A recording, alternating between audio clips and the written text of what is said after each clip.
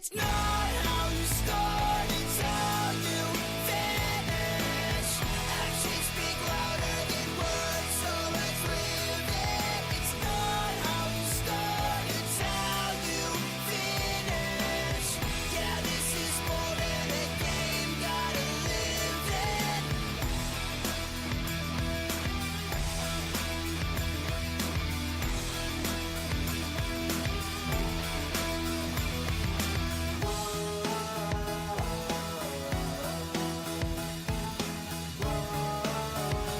And a very, very good morning to you, everybody. We hope you're doing just fine. Welcome to a new day, a new week. We are delighted to have you with us this morning. Chris Barbieri is our guest this morning on the Aired Out podcast from Fly on the Wall Productions. Live on Facebook and YouTube and streamed everywhere you get your podcast. Good morning, Chris. Good morning, Raylene. How the heck are you guys? Good morning. Yeah, I'm peachy. Oh, man. Listen, I am so glad you came here, Chris. You schlepped all the way down from, Stowe, Morrisville area, right? Worcester. Worcester. Thank you for being here. Raylene's got the Vermont road construction report for the week all posted up this morning. So we know about I-89 southbound, the exit 8 off-ramp, Montpelier, going to be closed July 21st. That was yesterday, from 9 to 11. They're doing some paving over there. Do we know if that's all up and running this morning? I'm assuming that it is. I'm assuming that it is. I think there's also maybe a little bit of schedule into tonight. Okay. In that as well.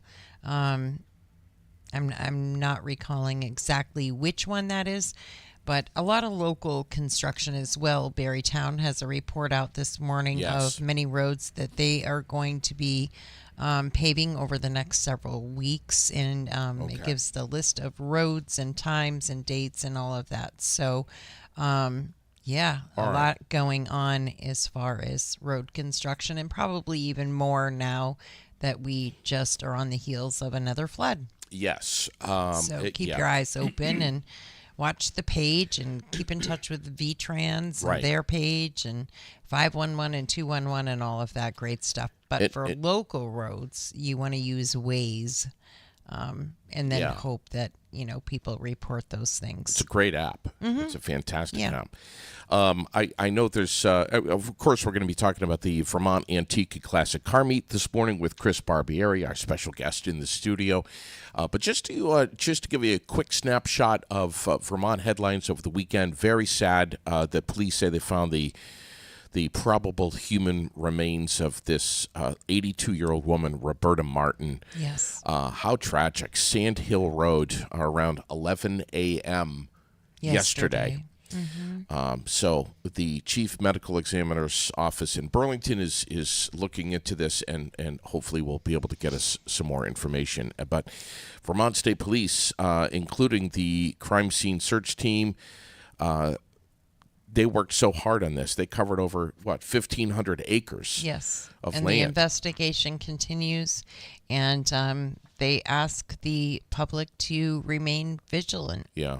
Be aware of your surroundings and remain vigilant. Huge investigation going on there, and some circumstances that are considered suspicious. Correct. With regard to this story. So we have police still searching for this information about this stolen camper out in my neck of the woods. Unbelievable. The car's been posted everywhere. The picture of the truck that drove off with someone's camper in the front yard. Unreal. We got that. What else? Anything that was really big for Vermont? Nothing news? really big, and it was actually a pretty quiet weekend considering everything that has been going on in recent weeks.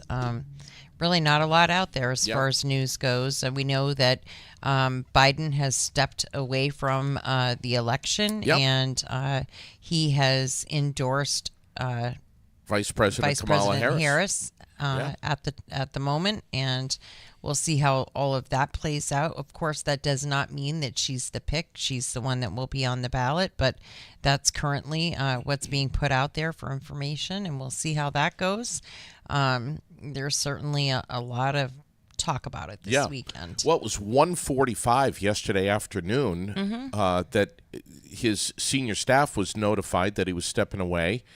And at 1:46, a minute later, that message was made public. So there was no lapse there. No. That was done purposely that way. So, just amazing. And we're going to be talking, I'm sure, more about that this week. But a great weekend as far as the bike show over at Wilkins was extremely successful, well attended, a lot of fun. That was on Saturday, and of course, all around the state, volunteer groups continue to help muck and clean up and recover, and volunteers are providing food and clothing and necessities, and the Red Cross has come with those buckets with the cleaning supplies, and there's different locations that you can pick those up as well, but they've been distributing those pretty widely. And again, they're just begging people to please report any damage, any and all damage to 211. 211. Even if you weren't in the direct path and you're somebody that had water in your basement or any of that, they need to know, and knowing that will help the state gain any FEMA money, any federal money that's coming in. They need those reports, so please do it. Call 211 and get those reports out there. And kudos to Enough Ministries for distributing food and water and supplies just like they did a year ago, and the number of meals that they're putting out every single day over at the church right here in the Granite City is just remarkable. As well as the Salvation Army. We know that they've been down at Cumberland Farms, there on the north end, every day, serving up lunch and dinner to the volunteers and the people that live down there. Michael Daring is often down there helping out, and so kudos to everyone that is helping out. We want to thank you. If you're just joining us, if you're just tuning in, it's about 9:15. We've got a beautiful day ahead today, but we do have some wet weather coming in the forecast. And very humid weather. Yeah. They said the dew points are going to be up into the lower 70s for the majority of the week, which means oppressive, gross, hot, jungle-like. Some people love that sultry stuff. Yeah, not this somebody. 64 degrees right now. So look out. We've got some rain coming. Hopefully, I know the guy sitting next to you, Chris Barbieri, does not like the word rain. And he has, Chris, over the years, you have seen many a raindrop at the Vermont Antique and Classic Car Meet. Am I right? You are right. But it's kind of interesting that we've been now at Far Field for, I think this is our 6th year, and we really have not had any serious rain at all. Yes. In Stowe, it was a crapshoot sometimes, but the show always goes on, and there are always, rain or shine, there's always all kinds of cars on the field. Since I met my producer, Raylene, I've been hearing over and over and over again about how she is just fantasizing about a Camaro. What year is the Camaro that you're still so worked up about? A 69. 69 Camaro. And she's got a poster of a 69 Camaro on the ceiling above her bed. And she lays every night, looks up there, and just stares at this thing. Well, it's a hobby of passion. Yes. It really is. Will there be a 69 Camaro there? Sure. I'm sure there will be. I'm sure there will. Yeah, and it'll be hers. Yeah. Yeah. But, Someday. we have a class for Corvettes, of course, and we have quite a few Corvettes that come to the show. I cannot believe that this, I was driving in this morning and I'm thinking, 63 years, 64 years? And then I'm just learning this morning that this is actually year number 67. Yes, it is, yeah. How many years have you, what is your official title, your position? Well, we really don't have titles on the committee, so to speak, but I do the marketing for the show. Okay. And, do my best to get as many people there, as many cars on the show field, and pray that the weather is good. It was over 20 years ago that you first joined me on the air on Froggy in the morning talking about this car show, and that became kind of an annual tradition. Every year you were with me talking about the car show. Every year. I can't believe it's been that many years. Yeah, yeah. That was back in 2000. And then last year, I don't know if we really missed, we may have missed a year or two here or there, but last year we had you on the air on Aired Out from Raylene's Basement. Yes.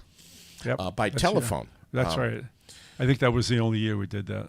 Have needed to do that. I think, one of the big questions that I've had is, will the car show be happening this year over at Farfield with the recent floods?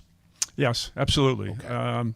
We had some of the board members of our club down on the field just earlier last week. The field is ready to go. Okay. So we're not worried about that at all.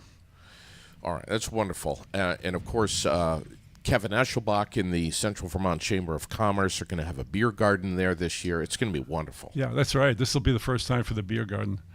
Fantastic. It's going to be a hoot. Yes.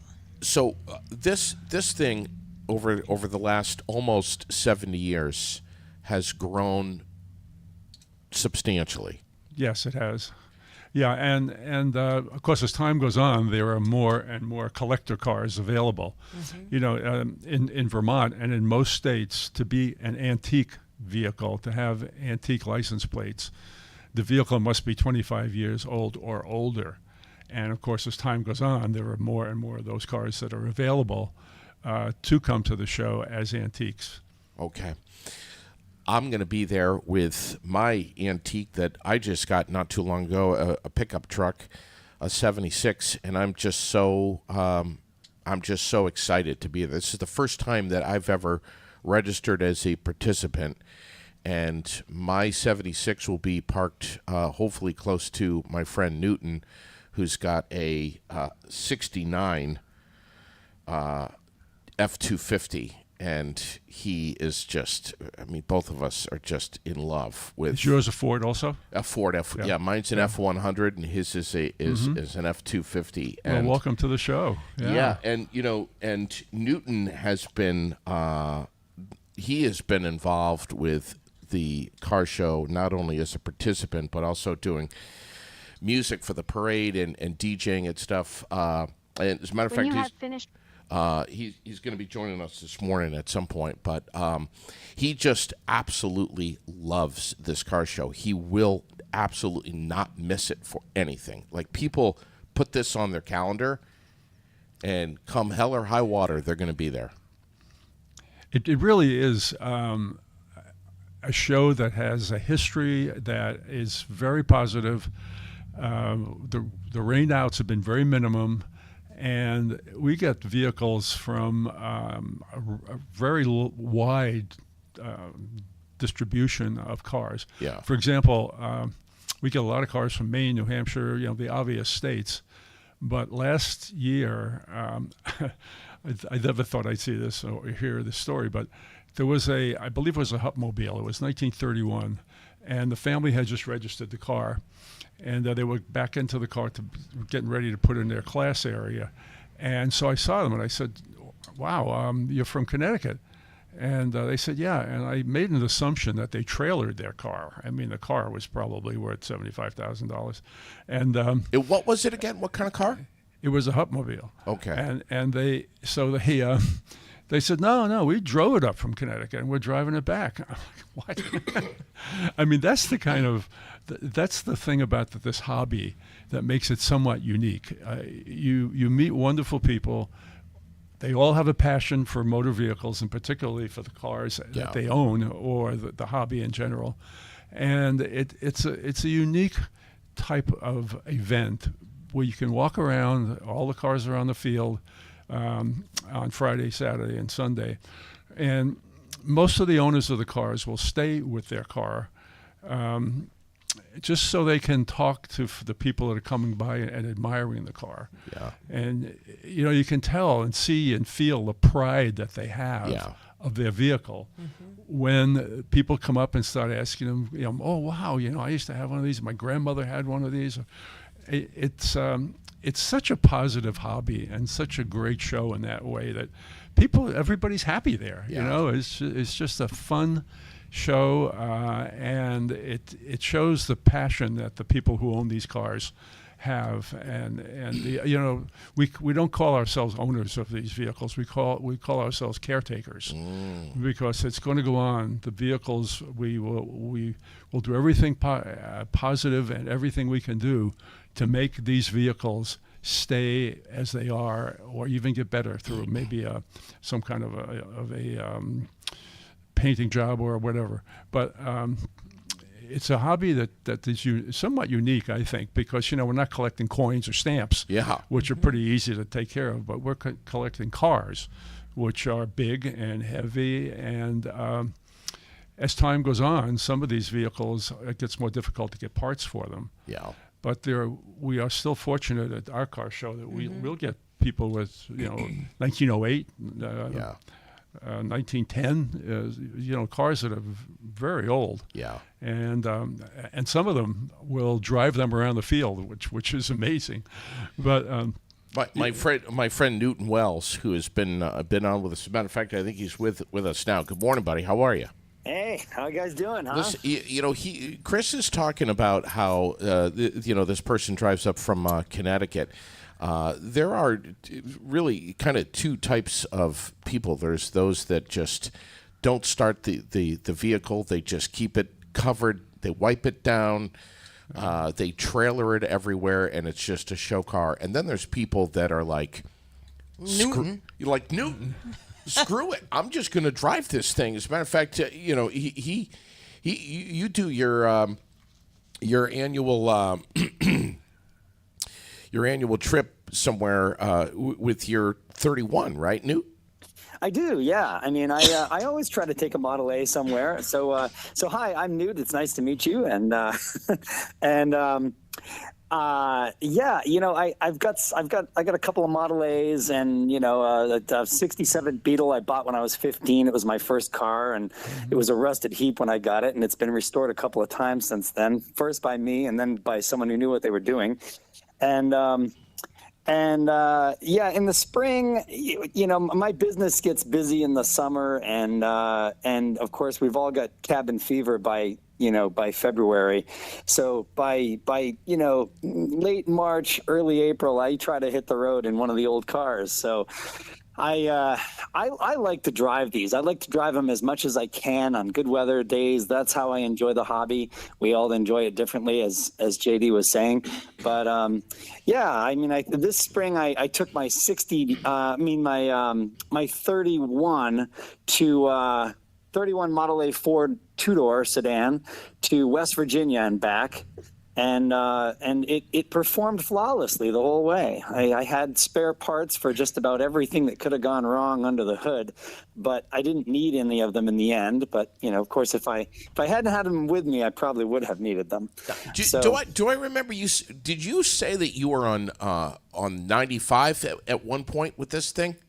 Oh, yeah. Yeah. I mean, I took it. I like driving the interstates when I'm on a long trip sometimes. I mean, it's, you know, the nice thing is getting off the interstates and going on the 2-lane roads, and you run into nice little villages and you see things that you don't otherwise see. And that's always fun. But sometimes, you know, particularly in areas where there's not that much to see, such as like urban areas and things, I just like to get on the interstate and get down the road.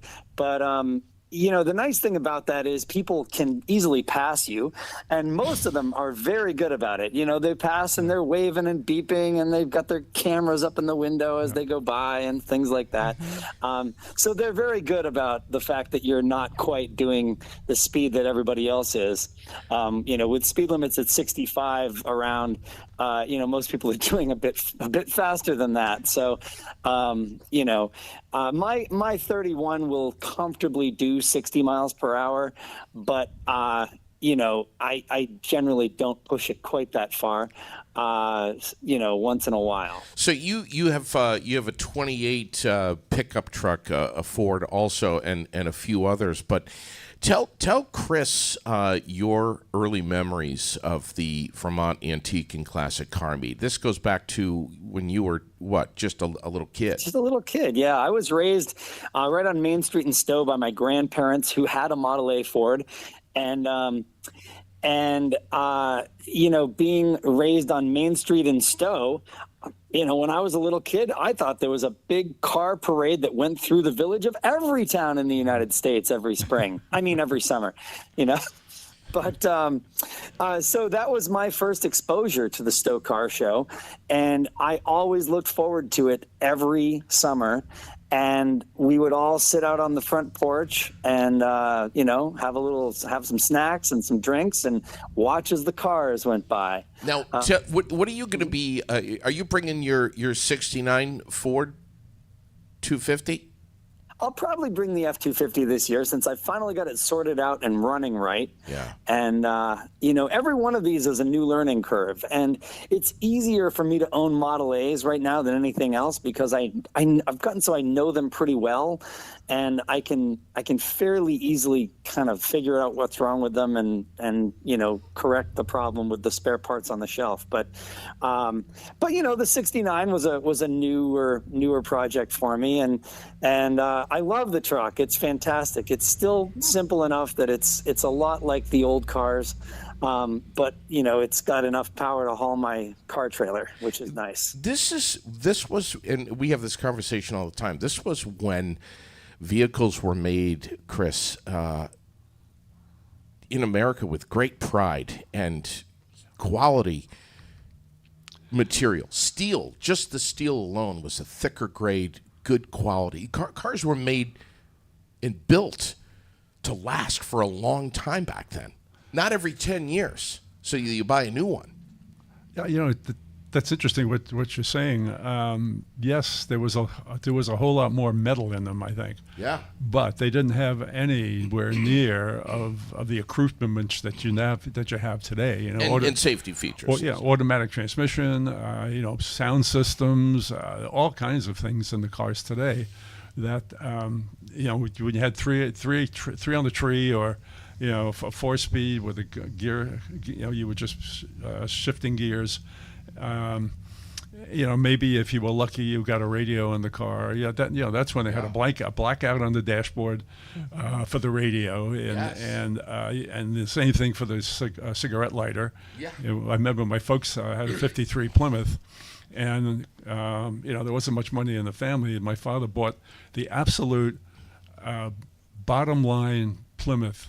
This is 1953 Plymouth, and I said to him, Dad, I have to go to school, and the other kids' parents drive these nice cars, and what are we going to do? He had the blacked out radio place, and even the cigarette lighter was blacked out. There was absolutely no extra things on this car. And my father said to me, "What are you talking about, Chris?" He said, "The bumpers were options." I said, "Dad, you're not going to pull that one off on me. There's no way that the bumpers were options," and they weren't, of course. But the cars back then, there was more metal in them and a whole lot less plastic. But if today's cars, I think if you care for them, they'll have as long a life, and maybe longer in a lot of ways than the cars of 50 or 75 years ago. My little girl, when she first stepped up inside my F-100, she just couldn't believe that the windows would crank by hand. Windows, right. and just was absolutely fascinated by that, and that there was a little thing that would pop up for the lock to lock the door, and the little corner windows. When you crack those corner windows, who in the hell needs air conditioning when you have something like that? Yeah. Right? Yeah, and of course, if you have air conditioning, that's one more thing that's sooner or later going to quit on you, and then you got to go spend a whole lot of money, and plus it takes up an awful lot of room in the engine compartment. My AC is being removed this week, as a matter of fact. And you and I have had talks about getting rid of air conditioning and stuff like that. 1973 was when all that changed, right? With the Clean Air Act. 1973 was when you started to get a lot of emission control stuff. Yeah. and I think it was 73 or 74. And usually by 74, there's emission controls in everything, and some of it didn't work all that well, and it made them run kind of poorly, and they didn't really figure out how to make it work for a few years. Some people will go through and eliminate some of that stuff in favor of earlier parts that tend to run a little better, but. Air conditioning, of course, is a separate item from that, but it's, somebody had added air conditioning to my 69. It was not a factory item that was in there. It was something it was a system somebody had taken out of some other vehicle and bolted it in using a handmade bracket, and none of it worked, and so I took it all out. I've got it in a box if I ever want to use it, but I don't think I ever will. Will you make your way around the flea market, the car corral? Are you going to be? Let's just be honest here. Yeah. You're a pretty impulsive guy. Uh-huh. Is there a possibility that you may be driving home in something that you might have your eye on? There's always a possibility of that, let me tell you. And Chris, we can't hear Newton. All right, he's saying that it's possibility that he might be driving home with something new. And Chris, you can do that. Well, there are the show cars. Yeah. And the show cars, which are 400, 500 of them, are not permitted to have for sale signs in them. Oh. So we have what we call a car corral. Yeah. And that's the section that if you want to sell your vehicle, you put it there. But you can't have your vehicle on the show field with a for sale sign. Okay. So if you want to sell it, then you take it to the car corral. Yeah. And you say every year that come Sunday, there's a good number of people that have trailered or driven their cars up, and they're really hoping to sell it, and that if you're looking to buy something, well, we have a car corral. If you are looking to purchase an antique car, an older car, that's separate from the flea market. Yeah, the flea market is huge. For Vermont, and this relatively small show compared to some of the regional ones. But the flea market is very popular, and it has to be automotive stuff. You can't be selling, the garage sale stuff. Yeah, right. It's got to be connected directly to the show. And we get a lot of people, not just to come to see the cars, but to go to the flea market. The flea market is, I love the flea market. Yeah. And it goes for the whole 3 days of the show. If the best day to go is on Saturday if you're interested in the flea market. Because a lot of the vendors come on Thursday to set up, then they're open for business on Friday, and Saturday, which is the biggest day. At the end of that day, being straight honest with you, about half to 2/3 of the flea market vendors will close up on Saturday night and leave. Oh. So there are some on Sunday. You'll get maybe 25% on Sunday morning. But the flea market is fabulous, and if you really want to enjoy it, you have to come on Friday and Saturday. But the car corral, if you're looking to buy something, come Sunday when things are starting to wind down, that's an opportunity to maybe do some wheeling and dealing, right? Yes, yeah, absolutely. I hear that story a lot. That the car's there, it sits there for a Friday and Saturday, and all of a sudden, the owner of the car really wants to let it go. Yeah. And that's the time you can dicker and drive away in something that you didn't expect you were going to. You see that, Raylene? Yes. You see that? If I made tons of money like you, I'd buy an antique too. God. What about the parade this year? And I wanted to ask you, as a spectator or a participant, what we need to know about the parade this year. By the way, it is August 9th, 10th, and 11th at Farfield in Waterbury. When is the parade, and do you get cars that overheat during the parade? That's kind of a dumb question. I'm sure you do. Well, let me take the first one. The parade is on, as it has been every year in Waterbury, just as we did when we were in Stowe. And that's on Saturday, and it starts around 3:30 and goes off the field. Now, the field is 2 miles from downtown Yeah. Waterbury. Route 2. So we drive down to Waterbury. It's set up for the parade, and we go through the parade, and then since the parade starts at around leaves the field at 3:15 or so. This parade is about 4ish o'clock. So after the parade, a lot of the folks take their antique vehicle not back to the field, but at that point it's 4:30 or 5 o'clock. So they'll drive back to the whatever accommodations they have for dinner, and then bring the car back the next day. We do have a lot of folks like myself who leave my cars on the field. Mm-hmm. I get them there and leave them there for the whole weekend, and then bring them home on Sunday afternoon. Okay. Do cars overheat in the parade? And You asked me that question. Yeah. The answer is no. Well, occasionally you might see that, but the parade moves along at a pretty good clip. And I don't recall any serious problem in Waterbury with a vehicle that either broke down or overheated. I don't recall seeing that. At Stowe, it seemed to happen more often. I'm not sure why, but it did. Waterbury is, from the field to the downtown back to the field is flat. Yeah. In Stowe, it wasn't. Right. So it might right.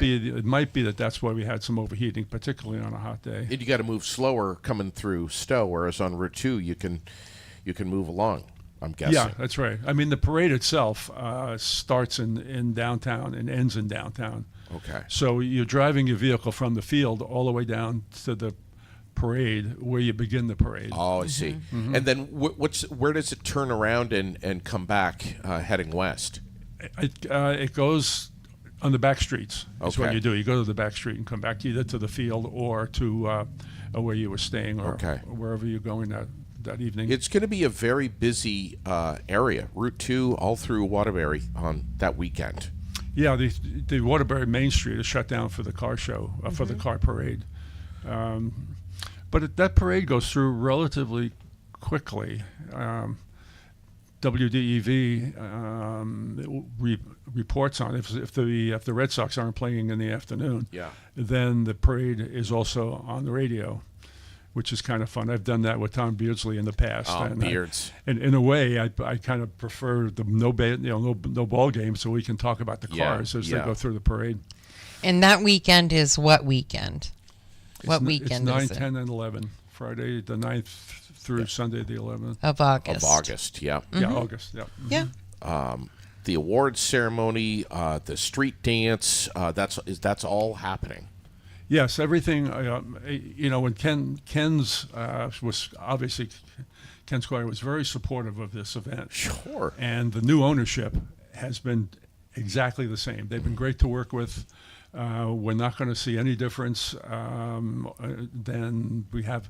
It's going to be just the same kind of a show. Let me put it that way. And the parade's going to be just the same. So and Joel Nadgman will still be there, the same.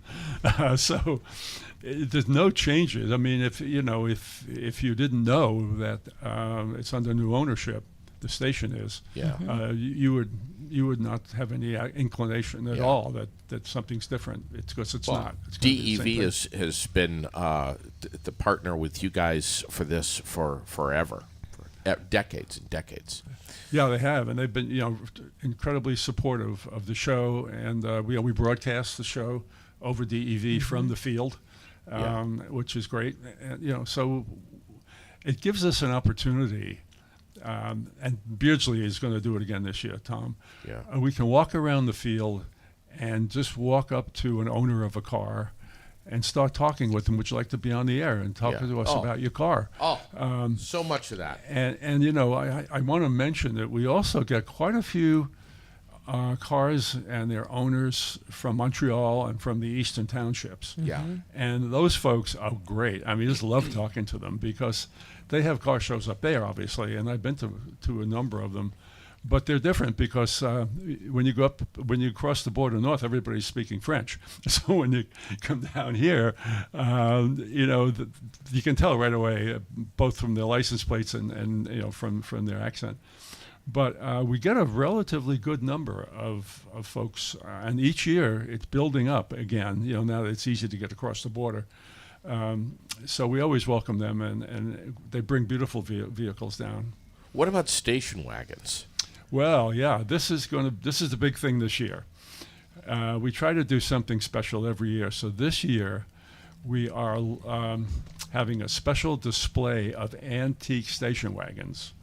And that'll be kind of unique, I think. I've got a 1963 Plymouth Valiant station wagon.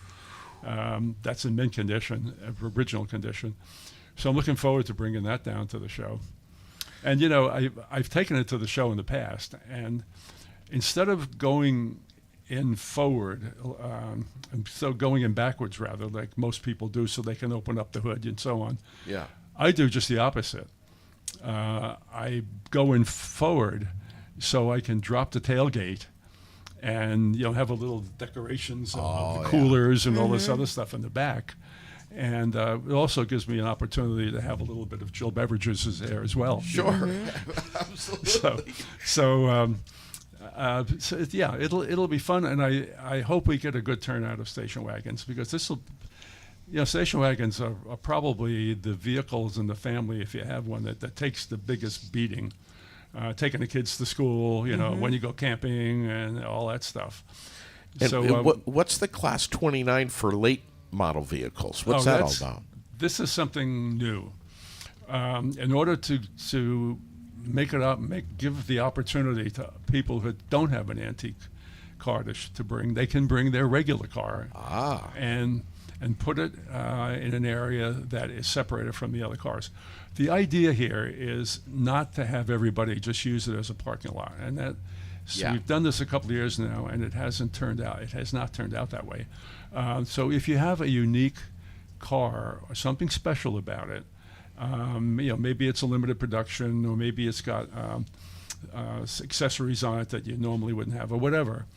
You can bring that car because it's special, but it's not 25 years or older. Sure. 25 years or older is an antique by state law and by most states. So if you have a car that's only 12 years old, but it's maybe a cool convertible or whatever, you can put it in that category. This is happening rain or shine. Absolutely. Every year, from number one in Stowe until this year, it's always goes rain or shine. What about parking, and what about getting tickets for this? I mean, when do we get tickets? Well, you can get the tickets when you get to the show. Okay. Yeah, we don't have them in advance anymore. We tried that a few years ago, working with 7 days, and it didn't really work out very well for us. So if you're there as a spectator, you go right to the show and you get your tickets and you're ready to go. It's $15. 12 kids and younger are free. Yeah. And if you get there early, it's not just the cars. There's the flea market. There's all kinds of food. It's more than just a car show. It's really it's an adventure, I think, for a lot of people. And then, of course, you get the reminiscing of the people with the cars. I mean, my grandmother had one of these. Oh, wow, I remember this. I remember that. And it's a happy hobby. I mean, that's all. I guess it is. The only way I can put it. It's a happy hobby. I mean, I've never seen anybody at the shows, and I've been going to them for years, that's complaining or Sure. People are happy. They're just happy to be there. We have our Barrie Heritage Festival that is soon approaching. This weekend. Yeah, unbelievable. Can you believe that that's like right in front of us, Raylene? Whew. I know, it's going to be crazy busy. And we're going to have our parade, which I think is Saturday at 1. 1. Mm-hmm. And Raylene and Michael are going to be out doing the commentating. Yes, I'll do it by myself for a little bit. Michael's going to be in the parade, as we know he's running for the state rep for the city, and so he will be in the parade, and then he will join me shortly thereafter, and we'll finish up with the tail end of it.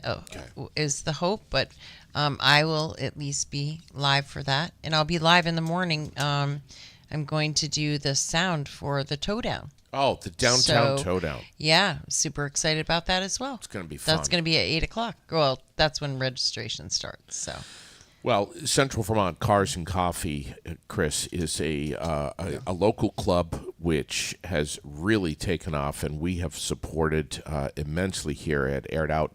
They're going to be featured in the parade for the Heritage Festival this coming Saturday, and we're going to have a whole bunch of not only classics, but just all kinds of cars that are going to be part of that group, which is going to make really Vermont's biggest parade even bigger. I mean, it's just going to be tremendous. What time is that on Saturday? 1 o'clock. 1 o'clock. 1 So if I o'clock. wanted to come down with one of my cars, I could bring it down Absolutely. at 12 o'clock Are or you so. kidding? Okay. That would be amazing. Yeah. yeah, that would be wonderful. We're going to be lining up at the Barry Auditorium, Yep. right up on the hill behind us. At 1 o'clock.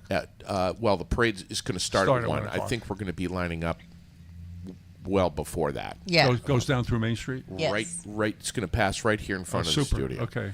So, I'll be there. what will you bring if you're Well, able to make it? I'm a Mopar guy, Chrysler product guy, and right now I've got 5, but they're all in the 60s. So I've got a 63 Valiant wagon I just mentioned, and then a 64 Valiant convertible, red, beautiful car, and then a 65 and 66 Barracudas, and a 67 Barracuda convertible. Tough choices. Tough choices. Yeah, luckily I Do you have a favorite? Not well. Yes, I will. Guess I would. I would say the station wagon of all things. You would probably say, "What, the station wagon?" But it is such a funky car, and I love this thing. No matter where I take it, I get people looking at it. And then I do have the 2 convertibles. Mm-hmm. So I would bring the convertible Saturday. Yeah, but they're all 60s. They're not. The cars I drive, if somebody wants to borrow it, they can borrow it. They're not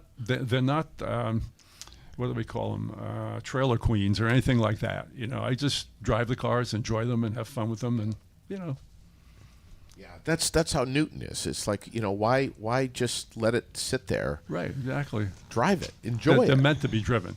Yeah, they are meant to be, and it's actually not good for them if you don't. Yeah, but when they're not being driven, they're indoors. Yes, right. Because the weather in Vermont, it doesn't take long.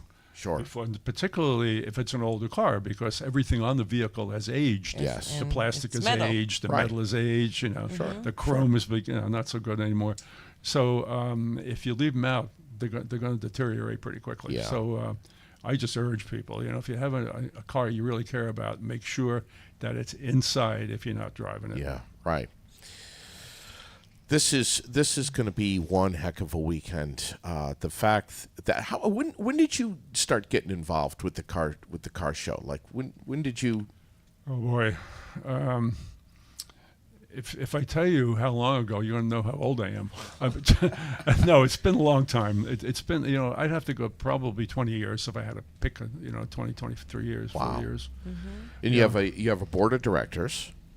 We have yes. Well, the club has a board of directors, but we have the show committee, which is a separate group. Okay. And we've been doing this for a long time. And what's interesting about it to me is that everybody is a volunteer. Yeah. We're not paying people to come and do this and do that and do the other thing. It's all done by volunteers, and I'm proud of the club for being able to do this and the committee to do it. And I'll tell you, the folks on the committee, they'd like to get their car down on the field and walk around with everybody else, but they're just really busy keeping the show rolling. So anyway, it's a great show. It's family. We see a lot of families there, and we try to get young people to come so we can get them more interested in the older cars and have our hobby continue to go in the future. Sure. I've had conversations with Newton about the fact that, he's one of the younger guys that is still into like Model A's. And Newt, are you still with us? I'm still here. Yeah. Can you guys hear me? You've said before that it's like that there's not there's not these folks that love these cars are kind of aging out a little bit, right? Yeah, to a point. I mean, fortunately there are some younger folks getting involved. Who, sometimes there's always some who inherit them or whatever that do love them and do develop an interest. But the original guys that owned cars that were new in 1930 died 20 years ago. The ones that bought them new, and the ones who were buying them as cheap used cars when they were in high school in the 1950s, those guys are like 85 these days. So they're kind of aging out too. So yeah, it's kind of an issue. You see the price of Model Ts dropping. Every few years it gets a little bit lower, and even any of the pre-war stuff is it's less in demand than it was 20 years ago. And by pre-war, we're talking pre-World War II. Yeah. Yep. Any thoughts on that, Chris? Yeah, he's absolutely right. Newton is right. He nailed it. As I walk around the show, you see the same people getting older and older. And, we've been trying to get younger people, the club has and the show committee, to get the younger people to come. And it's not easy to have that happen. There's so many distractions for young people today. Sure. But we do have, and we have been slowly getting more and more younger people into the club and into this show, and particularly by having some of them on a committee of the show. So, it is a challenge. Newton's right about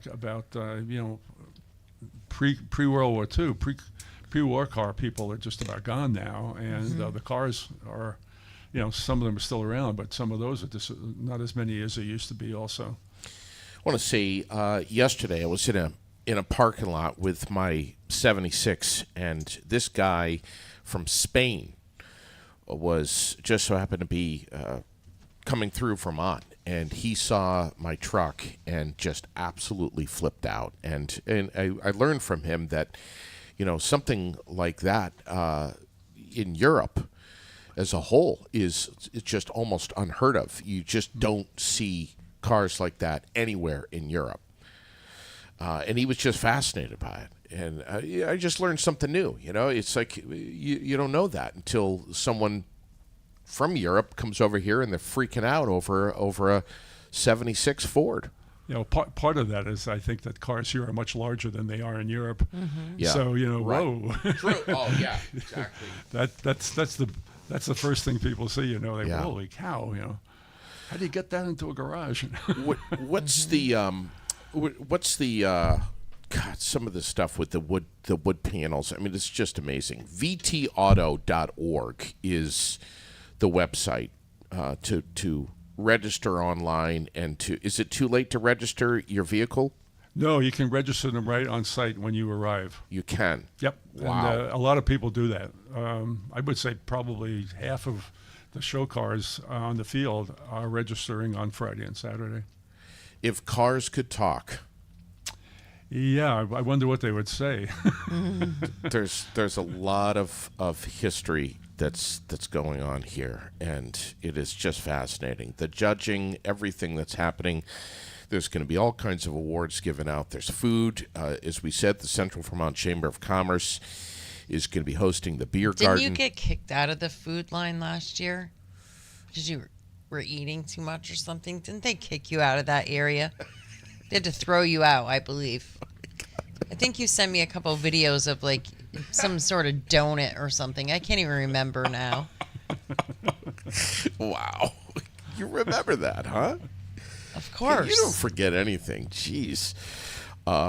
Yeah, it's going to be wonderful. Friday, August 9th, it all starts at that morning, right, Chris? Yeah, Friday morning, 7:30. 7 o'clock in the morning, officially, we kick off the show. And then the flea in the market. morning to 6 o'clock in the evening, 5 in the evening, I think it is. All 3 days, except for Sunday, obviously. Sunday we finish up at about 2 o'clock in the afternoon. Okay. Sunday's the day. If you have a car that you want to have judged, and that then you are hoping to get a trophy, Sunday is the day to be there. That's when the judging is done in the morning, and then the trophies are awarded in the early afternoon. Newton and I were hoping to be parked right next to each other. Both Fords, an F-250 and an F-100. What are the odds of that happening? Well, on Friday and Saturday, you can park next to each other. It's Sunday that you would be in your class. You would be in your class. Yeah. On So Sunday. just drive in back one after the other, and you'll be fine. Or just tell the guy next to you that just leave the space open. So that's what I would do. Yeah. But Sunday is the day that you have to be parked by class. Okay.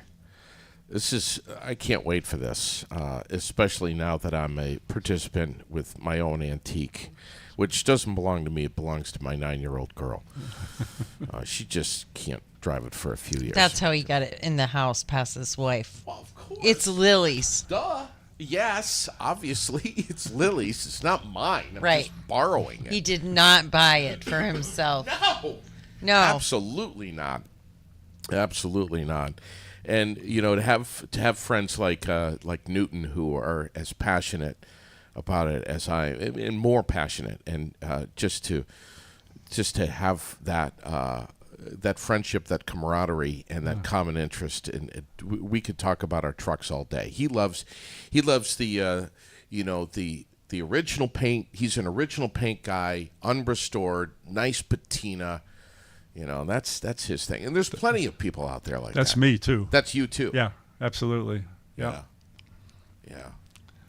It's going to be amazing. Thank you, Chris, so much for coming in here. Well, thank you for the opportunity. It's wonderful how many years that you and I have been on the air together talking about this kind of stuff is just fantastic. And I love the fact that you came all the way down here from Worcester and hopped on the air with us this year to talk about Oh, gee whiz. the 67th annual Vermont Antique and Classic Car Meet. Yeah, and it's going to be a great show again this year. I can feel it in my bones. Yeah. We're not going to have any issues with the weather, and I think we're going to see more and more as the years go by, more and more Canadian folks coming down with their cars, because after COVID, things now each year I see more and more folks from Canada coming down, and we welcome them big time, as we do everybody who wants to bring their car.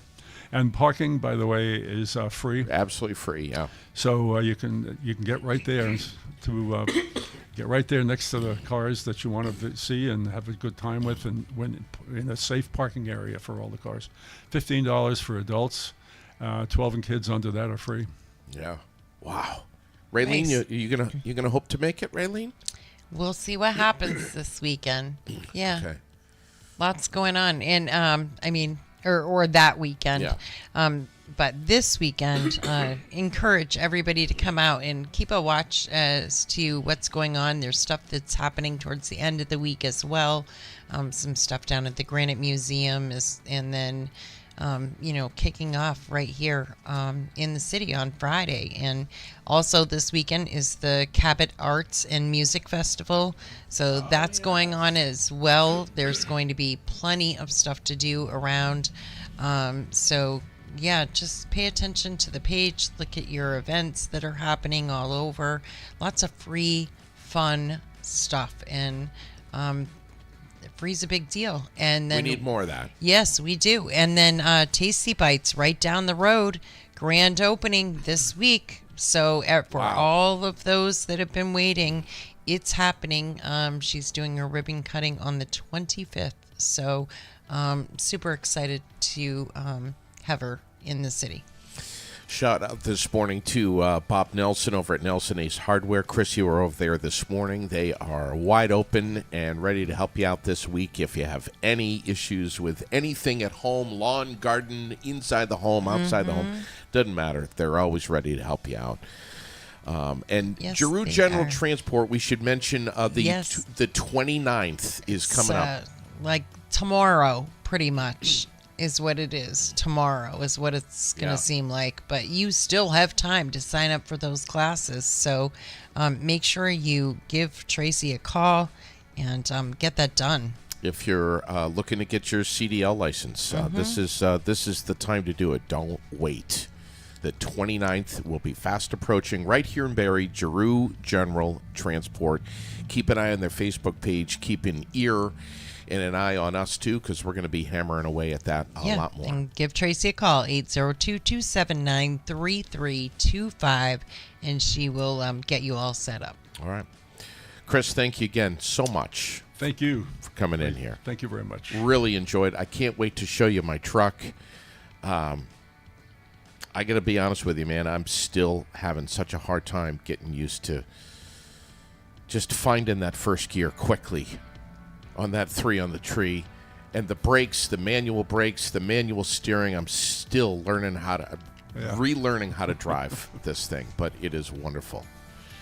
So thanks for coming in here this morning, Thank buddy. you for the pleasure of it. Yeah, man. Thanks, Raylene. Have a great day.